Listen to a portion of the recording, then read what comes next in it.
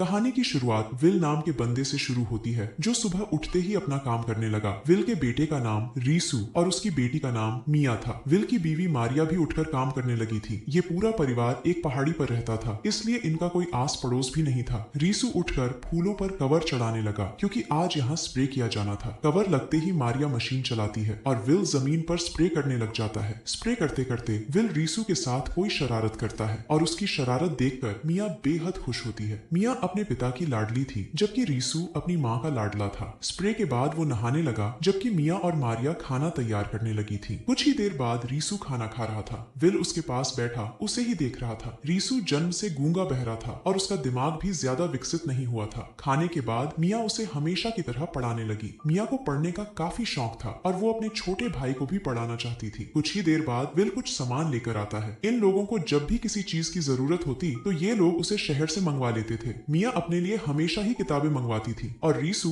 अपने लिए खेल कूद की चीजें मंगवाता था। उसने आज एक दूरबीन मंगवाई थी और वो उसकी मदद से आस पड़ोस में देखने लगा। ये लोग ज्यादा अमीर तो नहीं थे लेकिन छोटे मोटे काम कर अपना जीवन व्यतीत कर रहे थे और उसी में ये लोग खुश थे। कुछ देर बाद रात हो गई और पूरा परिवार आराम करने लगा। अगले दिन मारिया रीसू को तैयार कर रही थी। विल भी तैयार होकर इनके पास पहुंच गया। ये पूरा परिवार रीसू के दादा दादी से मिलने जा रहा था। रीसू हर महीने अपने दादा दादी के पास जाता था और उसके साथ उसका पूरा परिवार भी जाता था। रीसू के दादा दादी यानी विल के माता पिता दूसरी पहाड़ी पर रहते थे। विल का पूरा परिवार एक लिफ्ट की मदद से उनके पास पहुंच गया था। दादी सभी का जोरदार स्वागत करती है और फिर उन्हें खाना खिलाने लग जाती है। दादी मिया के पास बैठकर उसका हाल चाल जानने लगी थी। वो बातें तो मिया से कर रही थी लेकिन उसका ध्यान अपने पोते रीसू पर ही था। रीसू चुपचाप एक तरफ बैठा था। उसका दिमागी विकास नहीं हुआ था, इसलिए वो कभी कभी ऐसे ही चुप कर जाता था। दादी को उसकी बहुत चिंता होती थी। वो मिया को बताती है कि तुम्हारे बाप ने रीसू का इलाज करवाने की बहुत कोशिश की लेकिन कोई भी डॉक्टर उसे ठीक नहीं कर सका। रीसू को चुपचाप देखकर दादा उसके पास आ गया। वो अपनी तरफ से कोशिश करने लगता है कि रीसू उसके साथ खेले। कई कोशिशों के बाद वो सफल हो जाता है। रीसू अपने दादा का गिलास लेकर उसके साथ खेलने लगा था। रात को रीसू मिया के साथ सोना चाहता था लेकिन वो उसे दूसरे बिस्तर पर सोने को कहती है। रीसू को आज काफी डर लग रहा था, इसीलिए वो मिया के साथ सोना चाहता था। अगले दिन विल का पूरा परिवार अपने घर वापस आ गया था। घर आकर मिया जूते साफ करने लगी थी जबकि रीसू एक पाइप की मदद से आसपास देख रहा था। इसी बीच उसकी नजर जैसे ही मिया पर पड़ती है तो वो साला गर्म हो जाता है। मिया रीसू की बड़ी बहन थी लेकिन आज उसे देखकर रीसू को कुछ कुछ होने लगा था। रात को रीसू विल के साथ कार्ड खेलता है और मारिया मिया के बाल बनाती है। इसके बाद रीसू मिया की गोद में सिर रख लेता है और उसकी गोद में ही सो जाता है। अगले दिन विल एक मशीन से घास काट रहा था। पूरा परिवार हमेशा की तरह काम पर लग गया था। काफी देर घास काटने के बाद विल आराम करने लगा और उसकी जगह रीसू घास काटने लगा। रीसू घास काट ही रहा था कि इसी बीच मशीन बंद हो जाती है। रीसू उसे स्टार्ट करने की कोशिश करता है लेकिन फिर भी मशीन स्टार्ट नहीं होती। मशीन की चुप्पी ने विल का ध्यान भी खींच लिया था। वो रीसू को पीछे ही रोकना चाहता था क्योंकि आगे पहाड़ी खत्म थी। इसी बीच रीसू मशीन स्टार्ट कर लेता है। वो जैसे ही आगे बढ़ता है तो मशीन धड़ाम से नीचे गिरती है और पूरी मशीन टूट जाती है। मशीन की हालत देखकर विल गुस्से से लाल हो गया था। रीसू भी समझ गया था कि अब उसे बहुत मार पड़ने वाली है, इसलिए वो डर कर वहां से भाग जाता है। कुछ देर बाद रात हो गई लेकिन रीसू पूरी रात घर वापस नहीं आता। अगले दिन रीसू घर के पास ही पत्थर तोड़ने लगा था। पत्थरों का शोर सुनकर विल ने भी उसे देख लिया। रीसू जन्म से ही जिद्दी था और ये बात पूरा परिवार जानता था। पूरा परिवार जानता था कि रीसू अपनी मर्जी से भागा था और वो अपनी मर्जी से ही वापस आएगा। शाम को मिया रीसू के लिए खाना लेकर आती है और फिर खाना गर्म कर उसे खिलाती है। खाना खाने के बाद रीसू पहाड़ी पर ही सो जाता है। मिया उसके लिए गर्म कपड़े भी लेकर आई थी ताकि उसे ठंड से बचा सके। वो उसे गर्म कपड़ों से ढकती है और फिर उसी के पास बैठ जाती है। थोड़ी ही देर बाद काफी रात हो गई और ठंड से बचने के लिए मिया रीसू के पास चली जाती है। अगली सुबह जब दोनों भाई बहन जागते हैं तो वो समझ जाते हैं कि रात को उन्होंने एक दूसरे का पानी निकाला।